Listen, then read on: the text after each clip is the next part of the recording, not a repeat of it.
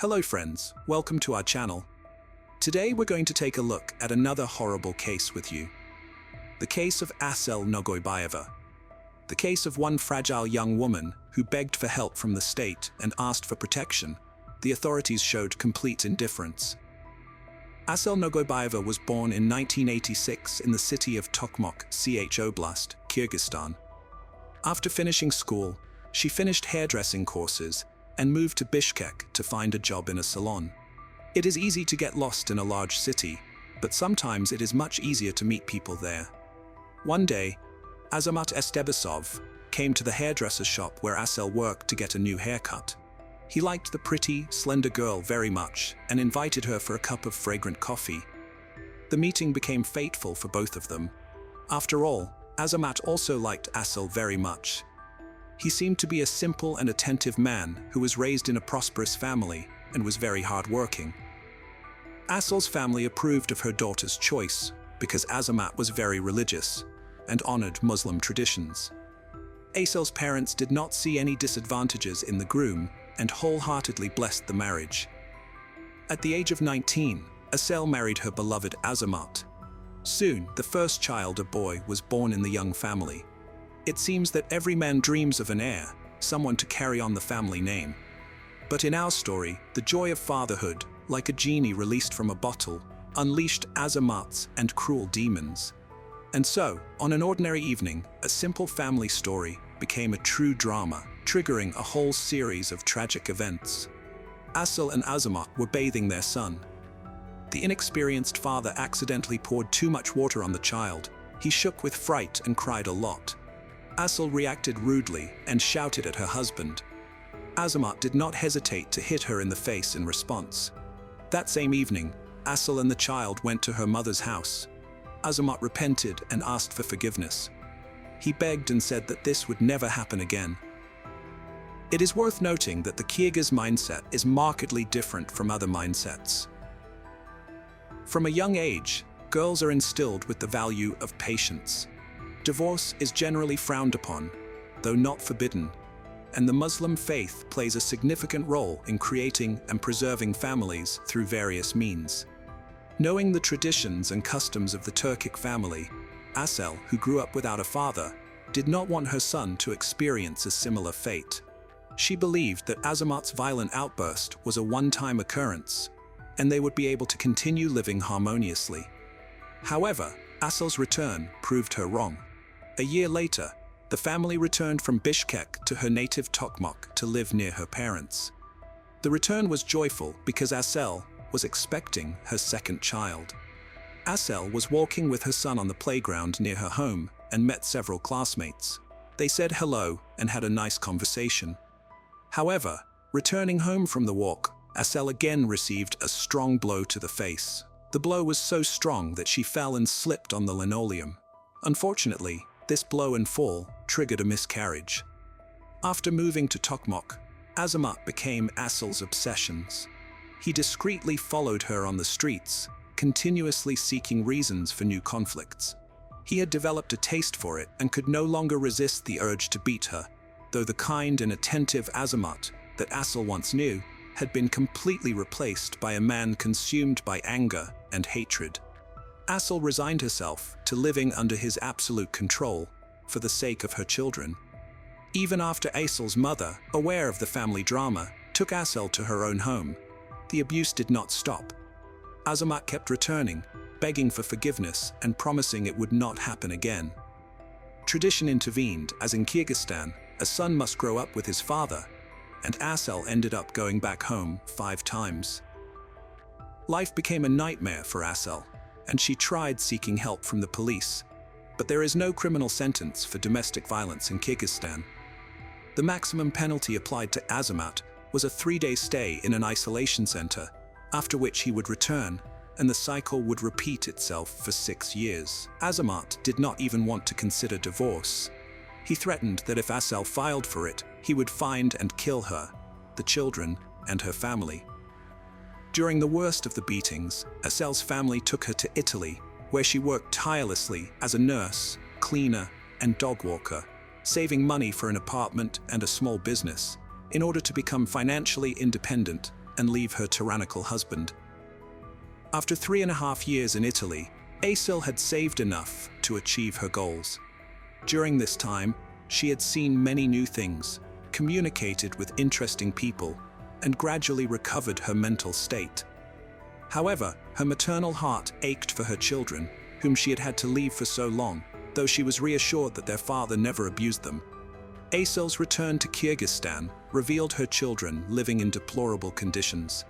A single cramped room where they slept, ate, played, and even used the bathroom. Deprived of education and outdoor activities, they were instead sent to a madrasa, a Muslim religious and educational institution, where they learned religion and the Quran. Azamat had raised them as true Turkic men and subjected them to harsh, unforgiving circumstances. Determined to escape this cruel captivity, Asel took her children. However, Azamat's relentless pursuit continued, with him calling her and insisting on meeting. Asel was firm, warning that she would file a police report if he continued to harass her, but her warnings fell on deaf ears. One evening, as Asel was on her way to buy dishwashing detergent, Azamat confronted her again. He grabbed her, threatened her with a knife, and then took her to a remote, dark location where he brutally beat and raped her. Asel reported the incident to the police, and a criminal case was opened against Azamat. Asel's family was confident that he would be put on trial, and the torment would finally end. However, Azamat's family became actively involved, unable to accept that their son was a tyrant.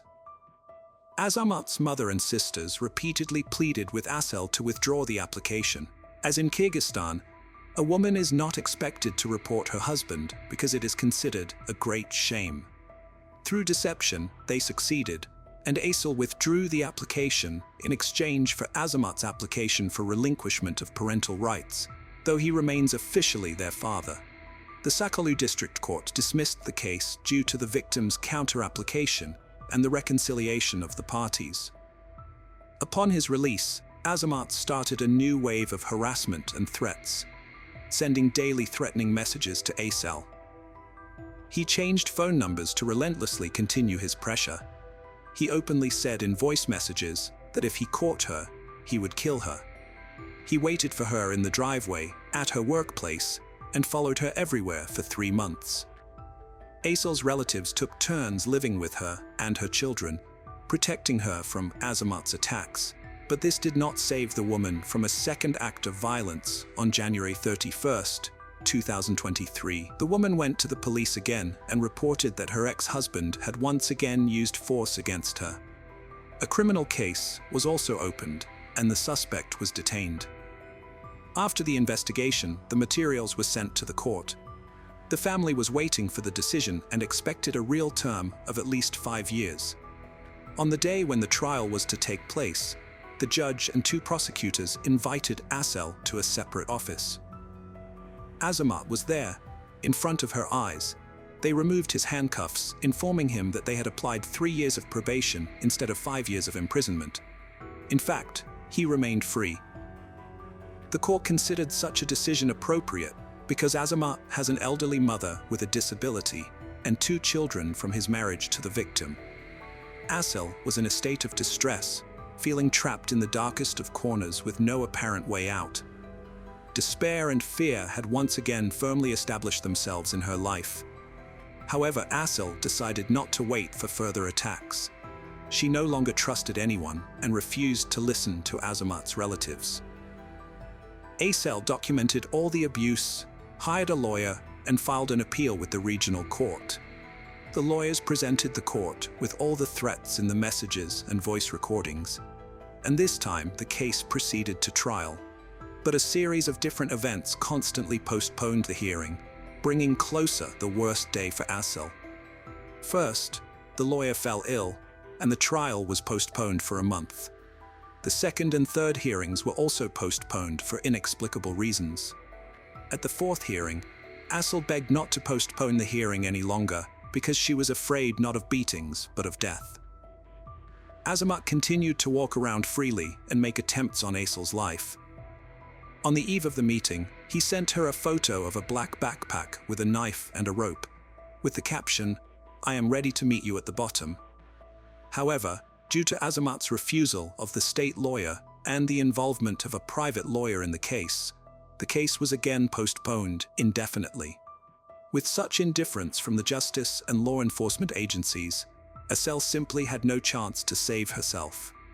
September 20th, 2023 began as usual at 6:30 a.m. Asel woke up her children, they had breakfast together, and the caring mother accompanied her eldest son to school, wishing him a good day.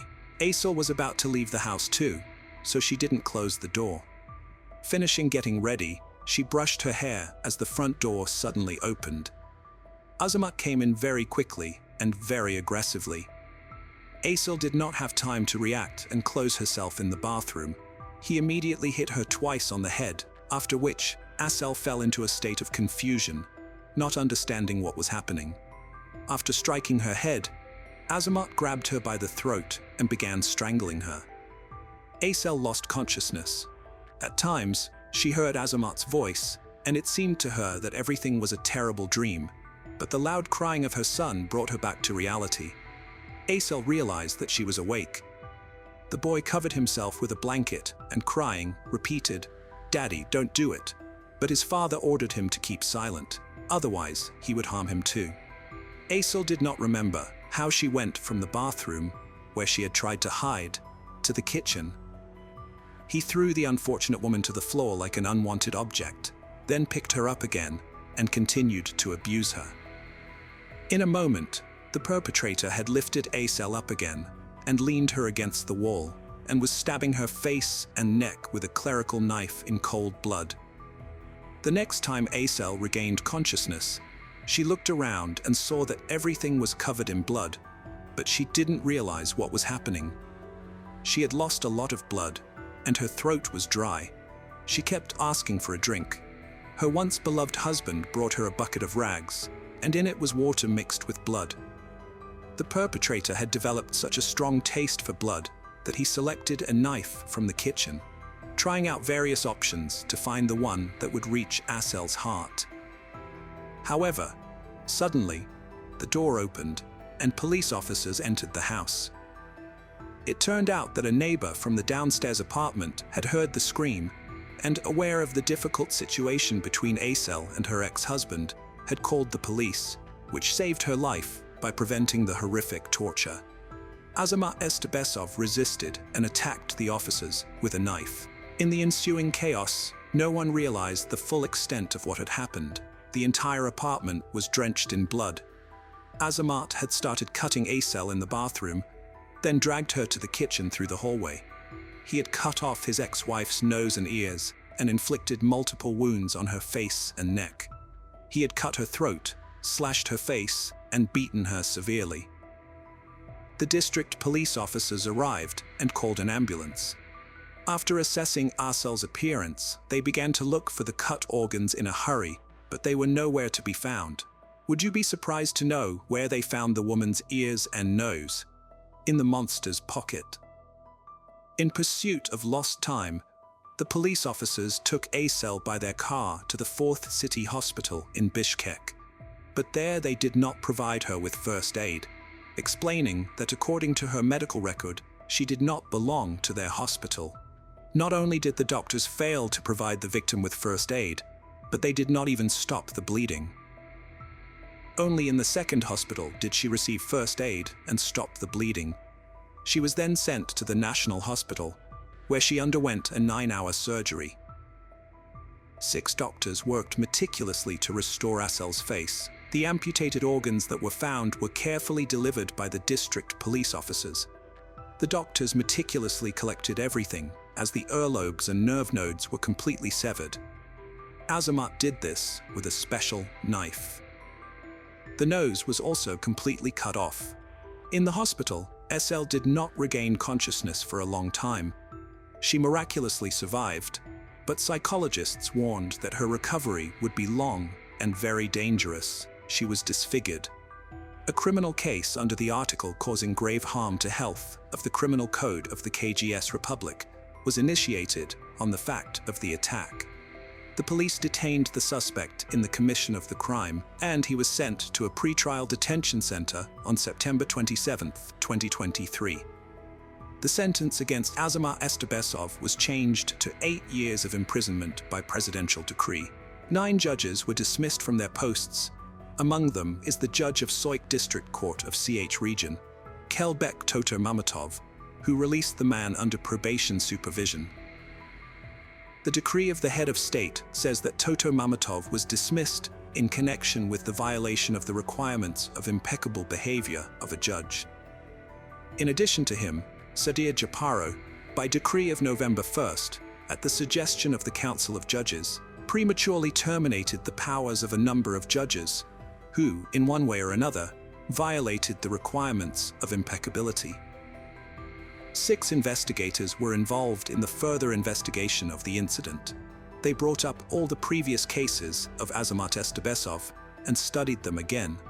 They took into account all the facts they found, and on them, in the new indictment case, there were already 11 articles. At the end of December 2023, all investigative activities were completed, and on January 9, 2024, the first court hearings began. Azamat Estebesov did not admit guilt for any of the 11 charges he was facing. He persistently evaded answering the judge's questions, and in some instances claimed he was possessed by a demon, which prevented him from speaking. His aggressive behavior towards the witnesses led to the trial being postponed. On January 26, 2024, the final closed court session was held. Judge Tulkadir Kolova, after considering all the details of the complex case, sentenced Azamat Estebesov to 20 years of imprisonment without the right to apply for probation. Additionally, he must pay 2 million sums to his ex-wife and a fine of 880,000 sums to the state. Despite the imprisonment, Azamat continued to send threatening text messages to Asel, warning that he would still go out and find her. The case of Asel Nooa highlighted the powerlessness of a woman before the law of the country, and how a once loved and loving person can turn into a cold-blooded monster in an instant. Asel's sister, Diana Yelin, appealed to the members of parliament to pass a law on domestic violence. She stated that if they do not, she will make them look at Asel's face without bandages and think about the consequences of their inaction. Asel's sister also published a petition asking for a life sentence without parole for her sister's ex-husband. She recalled that Asel had divorced her husband 5 years ago due to beatings and inadequate behavior, but he continued to stalk, beat, and abuse her even after the divorce. Asel has a new life and identity, but the suffering continues. She will undergo several operations to reconstruct her face, restore the frame of her ears and nose, and correct the 20% loss of her hearing. The difficulty is that these complex operations are not performed in Kyrgyzstan, and they require very large funds. However, a plastic surgeon from Turkey has offered to perform the surgery free of charge, covering all the costs. At first, the Kyrgyz doctors told him that Asel had only a portion of her nose remaining, but when the surgeon saw the woman's face without bandages, he was extremely shocked. It became clear that plastic surgery alone would not suffice in this case. First, a whole series of operations to restore her ears and her nose was needed. The surgery to restore the ears and nose of Asel, who was mutilated by her ex-husband, will cost at least $445,000. Asel's sister, Diana Yelin, who is actively engaged in disseminating information and raising funds for the operation, noted that all complex operations will be carried out in Turkey. Unfortunately, they have not raised even half of the needed $445,000. In addition, there are other expenses for accommodation, psychologist, rehabilitation, interpreter, medicines, and so on. Diana Yelin said, "I have more pictures of her without bandages, and they are very scary. They are not for the faint of heart. I have been unable to come to my senses since yesterday, and I can't accept this face because there is nothing left of her ears and nose." She thanked the doctors for doing everything they could, noting that the main thing is that sepsis and gangrene did not set in. The sister of the victim, Diana Yelin, notes that if they cannot raise the necessary amount of money in the near future, she will publish her sister's face without bandages so that the whole world can see the true face of lawlessness, the true face of a victim of violence. She states that if the judge had not given probation to this monster a year ago, all this would not have happened. The family and Asel were hoping for the law and independent judges, but now they are making a challenge to everyone, a challenge to the judiciary of Kyrgyzstan. Diana regularly organized events to draw the attention of the Kyrgyz public to the problem of domestic violence against women. So far, fundraising has been held to help restore Asel Nooa's health. Asel's support, despite the terrible ordeal she endured, is an example of courage and determination in the fight against violence. Asel, who herself has yet to recover mentally and physically from 12 years of beatings, dreams of opening a foundation to help women who have also been abused like herself. After being abused, you can't stop helping others. To conclude the story, the real ugliness that no one should see is not Asel's face at all, but the essence of her ex-husband. Even with fatigue and pain in her eyes, one can see that Asel is a very feminine, gentle, and beautiful woman. It does not matter how her face looks now, she is a beautiful woman because her soul and heart are beautiful. I would like to appeal to all women: never tolerate and do not expect your chosen one to change. Run away and never come back. All nations have tyrants. In Westfield, New Jersey, behind the stately doors of a luxurious mansion, a shocking secret lay dormant. John List, a devout father and husband, led what appeared to be the ideal suburban life with his wife Helen, their 3 children, and his elderly mother. Yet, beneath this perfect image, a brewing turmoil was about to spiral into a dark abyss from which there was no return. In November 1971, the unimaginable happened. The entire List family was brutally murdered, and the perpetrator vanished into thin air, leaving behind a mystery that would baffle authorities for nearly 2 decades. What was the real motive behind this horrifying act? And how did an ordinary man mastermind one of the most infamous disappearances in American history? To understand the tragedy of Breeze Knoll, we must journey back to the origins of its central figure, John List. Born in 1925 in Bay City, Michigan, to German-American parents, John's upbringing was steeped in a strict Lutheran faith, a doctrine that would dictate much of his life's path. John grew in the shadow of a domineering father and the weight of religious expectation. His home life was devoid of warmth and affection, replaced instead with rigid discipline and the demand for perfection. Seeking escape and perhaps a sense of purpose, List served as a laboratory technician in the Army during World War II. In 1944, his father died. After List was discharged in 1946, his return to civilian life saw him armed with a degree in accounting, a profession that prized the order and control he had long been conditioned to uphold. In 1950, he re-enlisted to fight in the Korean War. At Fort Eustis in Virginia, he met 24-year-old Helen Morris Taylor, a widow with a daughter, Brenda. Her husband was killed in action in Korea. Helen became the first woman of 26-year-old List. In 1951, John married her. The union, blessed under the eyes of God, was expected to be the foundation of John's ideal family. But beneath the surface, cracks began to form, revealing the dark side of the American dream.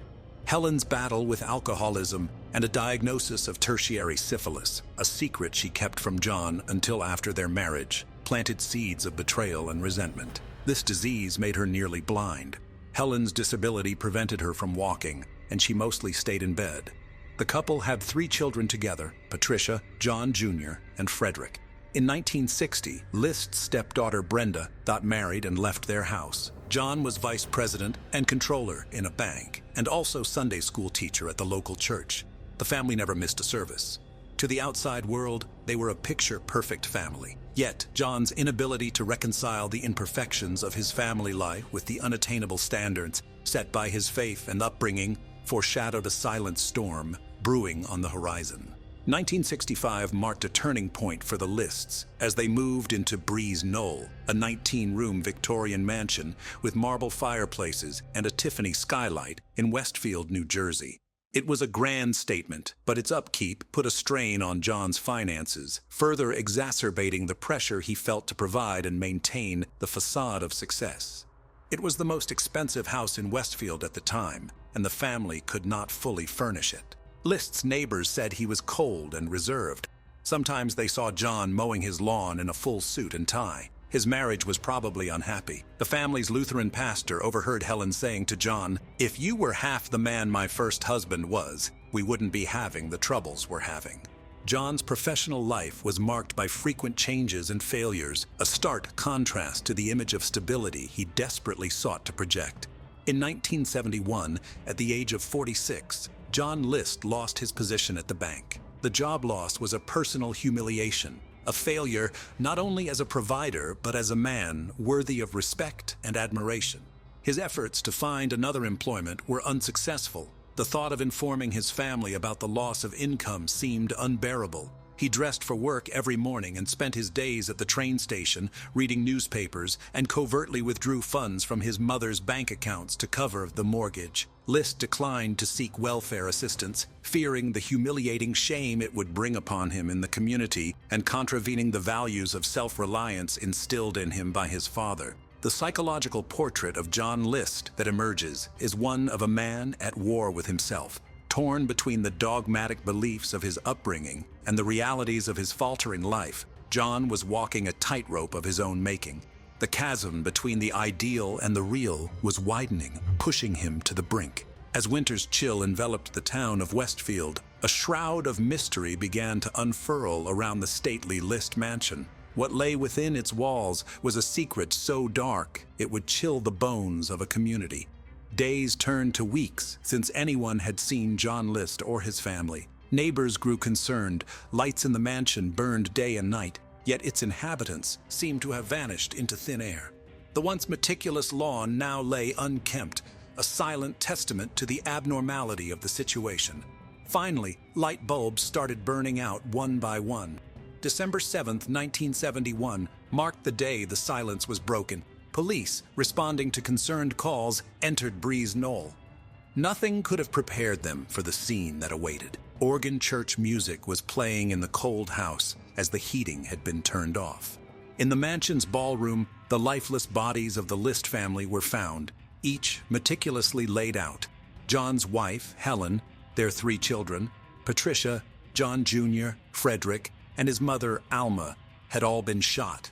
It was a methodical execution, a chillingly orchestrated end to a family. On November 9th, 1971, List dropped the children off at school. He returned home around 9 a.m. and got 2 old handguns from his garage. While his children were at school, he entered the kitchen where his 47-year-old wife, Helen, was having toast and sipping her morning coffee. He shot her in the back of her head. Then he went upstairs to his 84-year-old mother's room on the 3rd floor. She was making toast. Greeting him with a kiss, she asked him about the loud noise. List said he didn't know and shot her in the face. "Like Judas, I gave her a kiss," he remarked later. Then he dragged his wife's body to the ballroom, mopped the floor in the kitchen, and ate a sandwich waiting for his children. In his memoir, List wrote that he had to mop the floor 3 or 4 times, and because they had no mop wringer, he had to wring it by hand. He confessed that he experienced no qualms or feelings of remorse. His 16-year-old daughter, Patricia, and 13-year-old son, Frederick, arrived home from school. List shot each of them in the back of the head. "I approached all of them from behind so they wouldn't realize at the last moment what I was going to do to them," he said later. "After it was all over, I said some prayers for them all, from the hymn book. That was the least that I could do." He said he had to kill his mother because the other deaths would have been a tremendous shock to her. After that, List had lunch and drove to the post office, and then to his bank to close both his and his mother's bank accounts. Later, he drove to Westfield High School to watch his 15-year-old son, John, play in a soccer game. He drove him home where he shot him 10 times. Evidence of a misfire indicated that his son tried to defend himself. He also didn't die at once, hence List shot multiple times. "I didn't want him to suffer," he said later. He sent notes to the children's schools and part-time jobs saying that the children would be visiting their ill grandmother in North Carolina for a few weeks. Milk, mail, and newspaper deliveries were stopped by him. List arranged the bodies of his wife and children on sleeping bags in the mansion's ballroom. Their faces were covered with rags. His mother's body was left in her converted apartment in the attic. List slept in the house where his family lay dead, then left the next morning. Before leaving, he tuned a radio to a religious station, leaving religious hymns playing in the empty rooms of the house. He explained that the music over the intercom was supposed to deter burglars.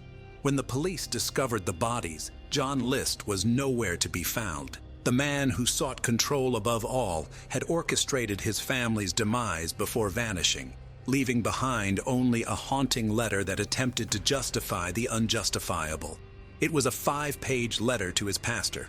List's letter speaks volumes. It reveals a man who saw himself as a failure, unable to fulfill the roles society and his faith demanded of him. In his mind, murdering his family was a twisted salvation from financial ruin and the moral decay he perceived. In his letter, he said, "As I was doing it, I knew it was wrong. But as he was broke, he didn't want to subject his children to poverty and the shame of losing their mansion. He also said he saw too much evil in the world, and he had killed his family to save their souls.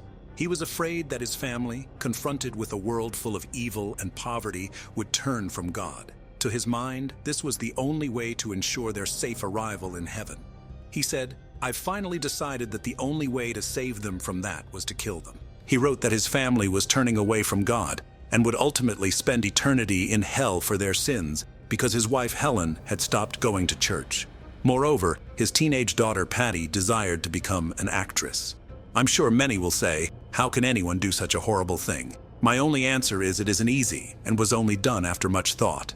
At the end of the letter, he wrote, "Mother is in the hallway in the attic, 3rd floor. She was too heavy to move." List's letter offered a window into a fractured mind. His actions suggested a delusional belief system. His need for control and perfection, coupled with deep religious convictions, warped into a justification for his unfathomable choice. The discovery of the List murders sent shockwaves through Westfield. One of the first officers who saw the bodies, Robert Kenny, said, "After 28 years as a police officer and 14 as an investigator, you see everything. But this was unique. The mystery of John List's disappearance would confound authorities for nearly 2 decades. But as the manhunt stretched on, the legend of John List grew, a ghostly figure who had slipped through the cracks of a society he could no longer face. With the grim discovery inside Breeze Knoll, the quiet town of Westfield found itself at the epicenter of a horrifying mystery. The investigation into the List family murders unfolded like a puzzle missing crucial pieces. Each room of the mansion told a part of the story, but the narrator of this tragic tale was conspicuously absent. As the manhunt for John List began, investigators faced the daunting task of tracking a man who seemed to have evaporated. Meanwhile, the public grappled with the duality of a devout churchgoer and a cold-blooded killer. List had planned his escape meticulously, cleaning the crime scenes, cutting himself out of every family photo with scissors, severing ties, and leaving no trace. He burned the photos along with his passport in his Weber grill. In an era before digital footprints, List vanished into the ether. The FBI found his car parked at Kennedy International Airport in New York, but there was no trace of him. The police investigated hundreds of leads without success. In August 1972, 9 months after the murder, Breeze Knoll stood empty until it was mysteriously destroyed by fire. There were rumors that the house was cursed. Despite being officially deemed arson, no suspects have been identified. The fire also consumed the mansion's ballroom stained glass skylight, believed to be a signed Tiffany original and valued at around $100,000 at that time, which would be approximately $700,000 today. Selling the ceiling would have allowed List to pay off his debts. By 1974, a new house had been constructed on the property. The absence of technology in 1970s was a cloak of invisibility for List. His identity was erased. For List, it was a desperate bid for survival, a twisted form of self-preservation that made him abandon his name, his history, and his crimes.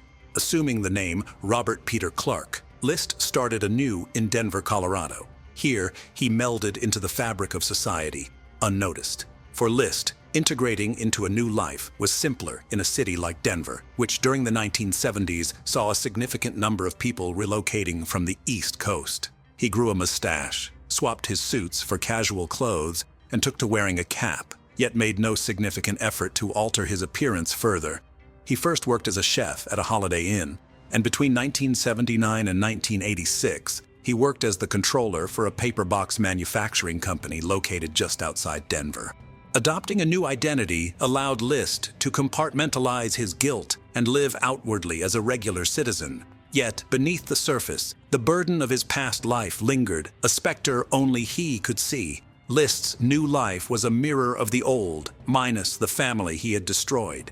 He worked in accounting, remarried, and maintained a facade of devout faith. He became a member of a Lutheran church and organized a carpool for congregants without transport. At a church event, he encountered 35-year-old divorcee Dolores Miller, an Army PX clerk, and they married in 1985. He told her his first wife had died of cancer and moved into her apartment in Aurora, Colorado, situated 10 miles east of Denver. In February 1988, the couple moved to a house in the Brander Mill neighborhood of Midlothian, Virginia. There, List continued his career in accounting at a small firm. For nearly 2 decades, John List, now Bob Clark, believed he had outsmarted the world and committed the perfect crime. He let his guard down, losing his mustache. He wrote that his family was turning away from God and would ultimately spend eternity in hell for their sins because his wife Helen had stopped going to church. Moreover, his teenage daughter Patty desired to become an actress. I'm sure many will say, how can anyone do such a horrible thing? My only answer is it isn't easy and was only done after much thought. At the end of the letter, he wrote, "Mother is in the hallway in the attic, 3rd floor. She was too heavy to move." List's letter offered a window into a fractured mind. His actions suggested a delusional belief system. His need for control and perfection, coupled with deep religious convictions, warped into a justification for his unfathomable choice. The discovery of the List murders sent shockwaves through Westfield. One of the first officers who saw the bodies, Robert Kenny, said, "After 28 years as a police officer and 14 as an investigator, you see everything." But this was unique. The mystery of John List's disappearance would confound authorities for nearly 2 decades. But as the manhunt stretched on, the legend of John List grew, a ghostly figure who had slipped through the cracks of a society he could no longer face. With the grim discovery inside Breeze Knoll, the quiet town of Westfield found itself at the epicenter of a horrifying mystery. The investigation into the List family murders unfolded like a puzzle missing crucial pieces. Each room of the mansion told a part of the story, but the narrator of this tragic tale was conspicuously absent. As the manhunt for John List began, investigators faced the daunting task of tracking a man who seemed to have evaporated. Meanwhile, the public grappled with the duality of a devout churchgoer and a cold-blooded killer. List had planned his escape meticulously, cleaning the crime scenes, cutting himself out of every family photo with scissors, severing ties, and leaving no trace. He burned the photos along with his passport in his Weber grill. In an era before digital footprints, List vanished into the ether. The FBI found his car parked at Kennedy International Airport in New York, but there was no trace of him. The police investigated hundreds of leads without success. In August 1972, 9 months after the murder, Breeze Knoll stood empty until it was mysteriously destroyed by fire. There were rumors that the house was cursed. Despite being officially deemed arson, no suspects have been identified. The fire also consumed the mansion's ballroom stained glass skylight, believed to be a signed Tiffany original and valued at around $100,000 at that time, which would be approximately $700,000 today. Selling the ceiling would have allowed List to pay off his debts. By 1974, a new house had been constructed on the property. The absence of technology in 1970s was a cloak of invisibility for List. His identity was erased. For List, it was a desperate bid for survival, a twisted form of self-preservation that made him abandon his name, his history, and his crimes. Assuming the name Robert Peter Clark, List started anew in Denver, Colorado. Here, he melded into the fabric of society, unnoticed. For List, integrating into a new life was simpler in a city like Denver, which during the 1970s saw a significant number of people relocating from the East Coast. He grew a mustache, swapped his suits for casual clothes, and took to wearing a cap, yet made no significant effort to alter his appearance further. He first worked as a chef at a Holiday Inn, and between 1979 and 1986, he worked as the controller for a paper box manufacturing company located just outside Denver. Adopting a new identity allowed List to compartmentalize his guilt and live outwardly as a regular citizen. Yet, beneath the surface, the burden of his past life lingered, a specter only he could see. List's new life was a mirror of the old, minus the family he had destroyed. He worked in accounting, remarried, and maintained a facade of devout faith. He became a member of a Lutheran church and organized a carpool for congregants without transport. At a church event, he encountered 35-year-old divorcee Dolores Miller, an Army PX clerk, and they married in 1985. He told her his first wife had died of cancer and moved into her apartment in Aurora, Colorado, situated 10 miles east of Denver. In February 1988, the couple moved to a house in the Brandermill neighborhood of Midlothian, Virginia. There, List continued his career in accounting at a small firm. For nearly 2 decades, John List, defense lawyers depicted List as someone deeply affected by a religious upbringing enforced by his parents, which, they argued, drove him to madness. However, the jury was unconvinced. Throughout the trial, the emotionless tone of List's letters, his clearly planned escape strategies, and his lack of remorse, maintaining he acted as the savior rather than the murderer of his family, resulted in his conviction. During his trial, List testified that his financial difficulties reached crisis level in 1971, following his job loss due to the shutdown of the Jersey City Bank. To hide this embarrassing fact from his family, he maintained his usual routines. Over time, the family's financial situation became worse, leading List to encourage his children to find part-time work under the guise of teaching them responsibility, though it was actually a strategy to aid the family's finances. Furthermore, he struggled with his wife Helen's alcohol dependency and her undisclosed tertiary syphilis, which she had hidden for 18 years after contracting it from her first husband. Helen had manipulated List into marrying her by falsely claiming pregnancy, then insisted on a Maryland wedding to avoid states that required syphilis testing before marriage. At the time, a premarital syphilis test was mandated in most other states. Her condition deteriorated over the years. She didn't say anything about that to List, but a thorough examination revealed the condition in 1969. Eventually, her disease, together with her excessive drinking, transformed her into an unkempt and paranoid recluse who would often humiliate List in public, comparing him unfavorably to her first husband in bed. John List's actions were a cataclysmic culmination of years of internal and external pressures. Financial despair, a crumbling facade of familial perfection, and a rigid, punitive religious upbringing coalesced into a devastating breakdown of his moral and psychological boundaries. Witness after witness painted a portrait of a man at odds with reality. Yet, it was List's own letters and the chilling confession tape played for the jury that offered the most haunting insights into his psyche. In his confession, List spoke with a chilling calmness, claiming financial ruin and a misguided attempt to save his family's souls as his motives. But beneath this veneer of rationalization lurked deeper, darker struggles.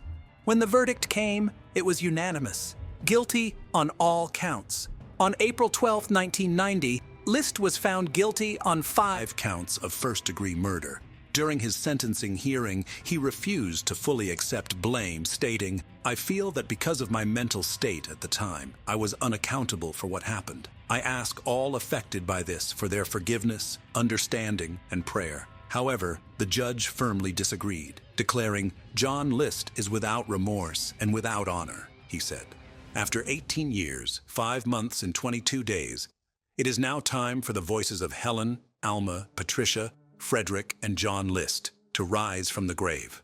List received the maximum sentence allowed then, 5 consecutive life terms. List appealed his conviction, citing post-traumatic stress disorder from his military experience as impairing his judgment and claiming the letter found at the crime scene, which was essentially a confession, should be considered a confidential message to his pastor and not admissible in court.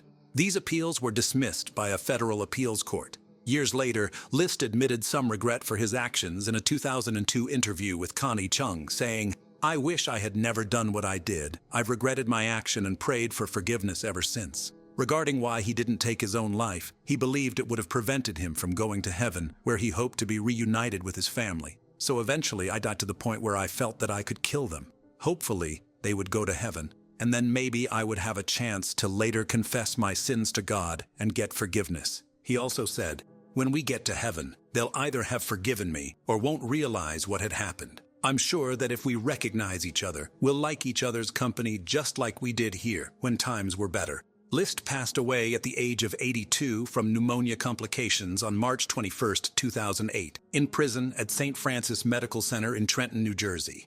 John List's case became a cornerstone in the study of family annihilators, offering insights into the mind of a killer who operates under the guise of protector, driven by twisted logic and profound psychological distress. Hello friends, welcome to my channel. Today we're going to take a look at another horrible case, the case Fusako Sano. The victim, Fusako Sano, who later changed her name to Sachiko Yamada, was born on November 28, 1980 in Mitsuke, a small town in Niigata Prefecture, Japan. She grew up in an ordinary family with average income and was both loved immensely. Attending one of the local schools, she enjoyed baseball and rooted passionately for the local team. On November 13, 1990, just 2 weeks shy of her 10th birthday, Fusako, a 4th grade student at the time, was returning home from school. She was running a little late because she had stayed behind to watch a school baseball game. Her parents were aware of the sporting event, so they weren't particularly worried when their daughter walked home on her usual route. It was already getting dark on a cold autumn evening. There were almost no passers-by on the street, and cars passed quickly, disappearing from sight. Suddenly, one car overtook the girl, then braked sharply and swerved in front of her. The loud squeal of brakes marked a sudden change in the young girl's life. Nobuyuki Sato was born on July 15, 1962, in the Japanese prefecture of Nagata, into a wealthy family. The head of the family owned a successful business related to passenger transportation. Nobuyuki was a late child. His father was 62 years old at the time of his birth, and his mother was 37. Nobuyuki had 5 siblings from his father's previous marriage, but had no ties to them. He grew up capricious and very spoiled, with no inhibitions. He was also very emotional, and sometimes even aggressive. If his demands were not met immediately, he could throw a tantrum. Once he even threw himself at his mother, with fists right in a store, when she did not buy him another toy. At school, Nobuyuki had almost no friends because of his complex character and strange behavior. He was quite tall and felt embarrassed about it, often slouching. This led to many offensive nicknames from other children. On one of the central streets of the city, his family built a luxurious 2-story house in European style. The second floor mostly consisted of a spacious and bright children's room for Nobuyuki. However, he did not like this room. He behaved restlessly and kept repeating that he was afraid to be there alone. This anxious behavior and unreasonable fears prompted his parents to seek medical advice.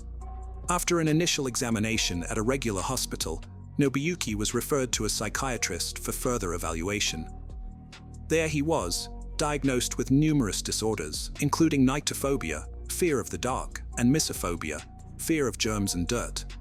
Additionally, the boy exhibited a peculiar mix of autophobia, fear of loneliness, and sociophobia, anxiety related to social interactions. Essentially, he was scared of both being alone and interacting with others. Nobuyuki consistently remained an outsider. Despite his striking appearance, he had neither a girlfriend nor friends throughout high school. He ultimately became an outcast. Peers simply avoided him. His frustration and dissatisfaction found release solely in interactions with his elderly parents, who always forgave him and attempted to placate him with gifts or money. As an adult, Sato struggled to maintain employment. He frequently encountered conflicts at work, neglected his responsibilities, and created tensions with colleagues. For example, he might leave work in the middle of the day just because rain made him feel down. On one occasion, he even caused injury to a female coworker in what seemed like an attempt to gain her attention. Although this incident was labeled an accident, it resulted in his immediate dismissal. Following this event, Sato ceased working altogether and relied on his parents for financial support. Over time, he ventured out less frequently and engaged in more frequent disputes with his parents. During one such altercation, Sato set fire to their house, nearly destroying it and endangering its occupants. This action led to his compulsory treatment at a psychiatric clinic. In the clinic, Sato was diagnosed with manic depressive disorder and outbursts of uncontrolled aggression. There were also signs of misogyny, a deep disdain for women. He remained hospitalized for just over a month before being discharged after being considered no longer a threat to others. Following his discharge, Nobuyuki maintained relative calmness for some time and even embarked on reconstructing the partly burned house while adding a few more rooms to it. His efforts didn't last long. He simply abandoned the construction.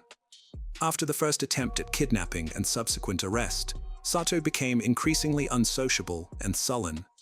He spent most of his time in his watching TV. Over time, he stopped allowing his mother and father not only into his room, but also to the second floor of their home. If this boundary was violated, he would pounce on his elderly parents with fists, shouting and threatening them with death. In the spring of 1989, Nobuyuki began to go for walks. He preferred walking near one of the local schools, closely watching the girls. At first, he behaved with restraint. He didn't approach or try to make contact with anyone. But one day, he grabbed one of the girls right at the school gate, threw her over his shoulder, and ran to his car parked nearby. This all happened in front of other children who immediately shouted and called for help. A school security guard and a few bystanders reacted quickly. They rescued the girl and detained the kidnapper before the police arrived. The girl Sato tried to kidnap was barely 9 years old. He couldn't explain why he had attacked her, so the only logical conclusion was that Sato was charged with attempting to commit unlawful acts of violence against a minor.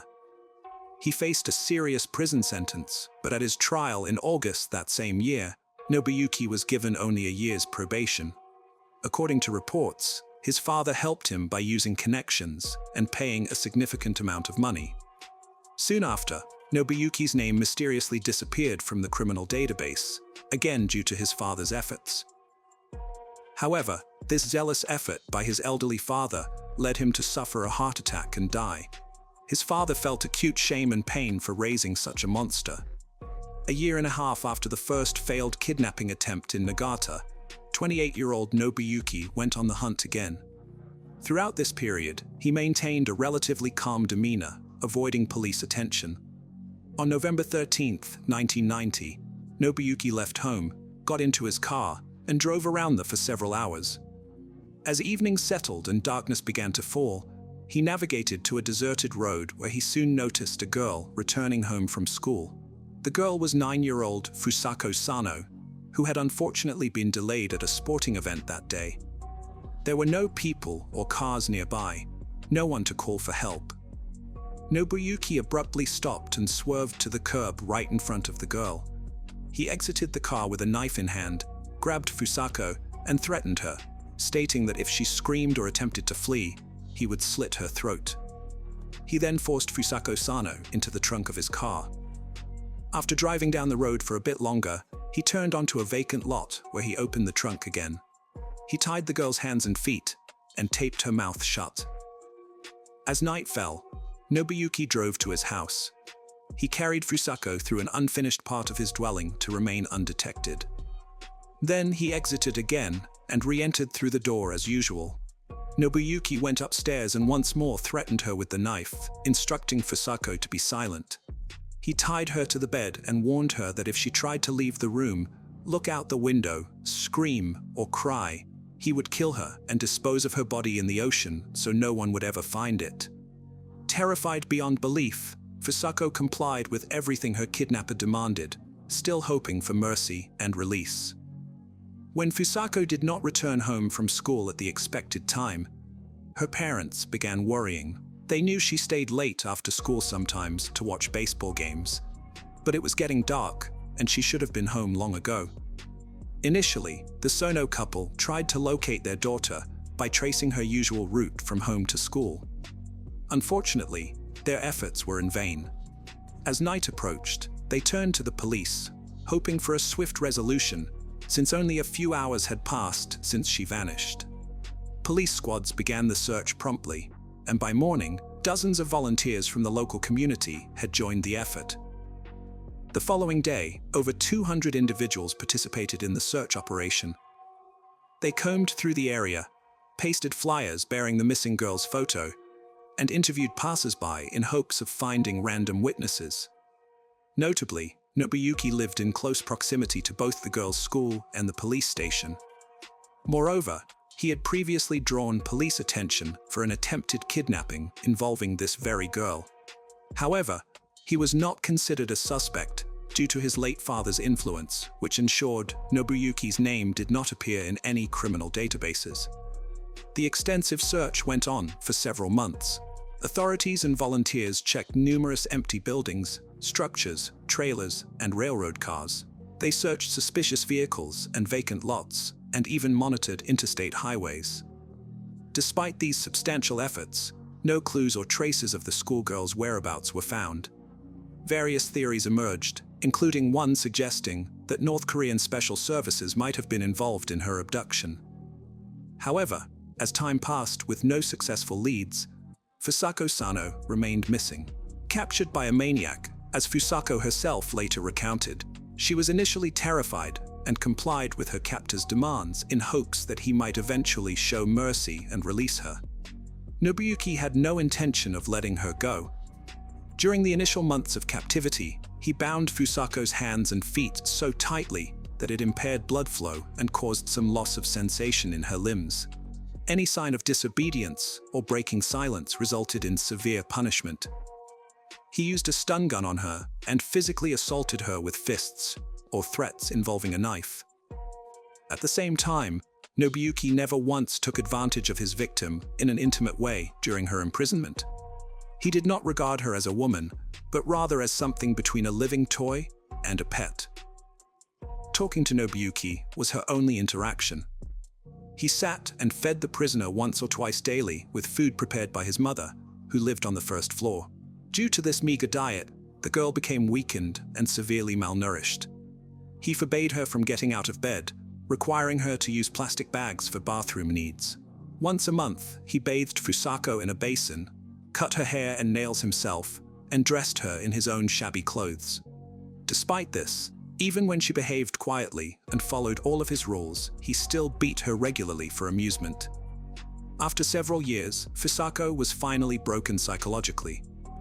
She complied with all the demands of her tormentor and did not attempt to run or look out the window. Nobuyuki stopped tying her up when he went somewhere else and didn't even lock the door of his room.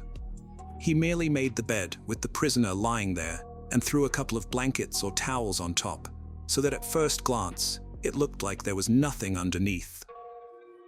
As time went on, Nobuyuki began to turn on Fusako's radio periodically and allowed her to watch television with him.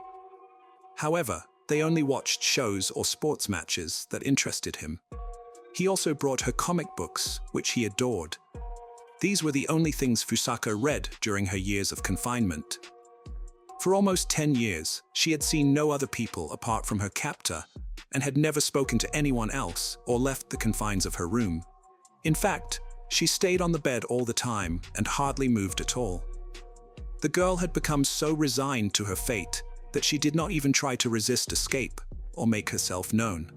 Regarding Nobuyuki's mother, she lived on the first floor of the house and for years had not entered her son's room because he threatened to beat her if she broke this restriction. Being well aware of her spoiled and violent son's behavior, she adhered strictly to his rules after Nobuyuki put a prisoner in the room. He forbade the mother from even going up to the second floor. and when she once tried to do so, he simply pushed the elderly woman down the stairs. She tried to work as much as she could and stayed home as little as possible. However, when she retired in 1996 at the age of 73, her life became unbearable. Her son regularly abused her, beat her, and forced her to follow a series of rules he had invented. Eventually, the elderly woman could not endure it any longer. In the spring of 1996, she went to the police and wrote a statement declaring that she was a victim of domestic violence by her own son. Unfortunately, the police did not want to handle the case and persuaded Mrs. Sato to withdraw her statement and deal with the family issues independently. The pensioner sought help from a public health center twice, where she complained about her son's inadequate and aggressive behavior, asking for his hospitalization in a psychiatric facility. However, she was denied assistance each time because her reasons were considered not serious enough. They advised her instead to persuade her son to voluntarily seek help at a clinic. In January 2000, nearly 4 years later, and after another severe beating, the exhausted elderly woman called a hospital requesting immediate medical attention and law enforcement presence because her son had tied her up and tasered her multiple times. This unexpected discovery prompted officials to finally respond to her complaints and visit their home. When the ambulance and police arrived, Nobuyuki became visibly nervous and acted aggressively. He resisted arrest and attempted to fight back. Due to his inappropriate behavior, officers had to handcuff him while medics administered a large dose of sedatives. The battered elderly woman admitted that she was terrified of her son's increasingly aggressive and uncontrollable behavior. She also revealed that she had not been upstairs for many years because he had threatened to kill her if she did. The police decided to inspect the second floor and Nobuyuki's room. Once inside, they noticed a pile of blankets on the bed, which suddenly moved slightly. Pulling back the blankets revealed a very thin, pale, and exhausted girl underneath them. When questioned about who she was and how she ended up there, she quietly gave her name and said that she had been kidnapped on her way home from school. A long time ago, following the disturbing discovery, Nobuyuki's mother was brought into the room and asked if she recognized the girl. The woman appeared very surprised and insisted she had no idea that anyone than her and her son lived in their house. The captive also confirmed she had never seen the woman before. On the same day, Nobuyuki was taken to the station for questioning. His statements astonished the police officers. He meticulously recalled driving along the road when he saw Fusako. According to Nobuyuki, he found the girl very attractive and decided to take her home with him. He claimed to care for her, feeding, washing, dressing her, and reading comic books to her. He asserted that he only punished her for disobedience. Furthermore, he confessed that he loved his captive as a friend, believing she reciprocated these feelings. Nobuyuki expressed no intention of ever releasing her and hoped she would stay with him for life. He enjoyed spending time talking with her for hours about various topics such as skateboarding, soccer, music, or his favorite comic book characters. Despite this interaction, Fusako never attempted to escape. Nobuyuki concluded this meant she liked living with him. After a medical examination, doctors concluded that despite his mental disorder, Sato, Nobuyuki, was able to recognize his actions and could stand trial. His mother faced potential involvement as an accomplice because she regularly purchased feminine hygiene products at his request and possibly suspected something was amiss. However, it was considered that she repeatedly contacted police and medical institutions but received little response. The case garnered significant public attention even before the trial commenced, leading to strong criticism of city police. Notably, Nobuyuki had previously been prosecuted for attempting to kidnap a schoolgirl, but remained above suspicion when he carried out his plan successfully. Consequently, both the local police chief and head of the regional police department were removed from their posts due to their inability to control the situation effectively from the outset and their numerous mistakes. Nobuyuki Sato was brought to trial in May 2000.